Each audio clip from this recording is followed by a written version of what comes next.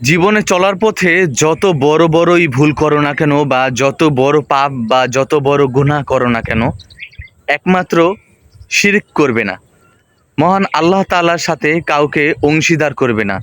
এই পাপ কাজটা ব্যতীত যত প্রকার খারাপ কাজ করো না কেন, তওবা করো, ফিরে আসো। মনে রাখবে, দুইটা সময় তওবা কবুল হবে না। একটা হচ্ছে যখন আজরাইল আলাইহিস সালাম জান কবজ করতে আসবেন, সেই সময় যত তওবা করার চেষ্টা করো, তওবা আর কবুল হবে না। আর দ্বিতীয় নাম্বার হচ্ছে যখন সূর্য উল্টো দিক থেকে উঠবে, দুইটা টাইম বাদে সব সময় তওবা কবুল হবে। আরে ভাই, শয়তান আমাদের প্রত্যেকটা কাজের পাশে রয়েছে। আল্লাহ তাআলার কাছে চেয়ে এই বিষয়টা অর্জন করেছে যে আল্লাহ, আমি তোমার শেষ আখিরি নবীর উম্মতদের প্রতি কদমে কদমে বাধাগ্রস্ত করব এবং তাদের ভালো কাজ করতে দিব না, তাদের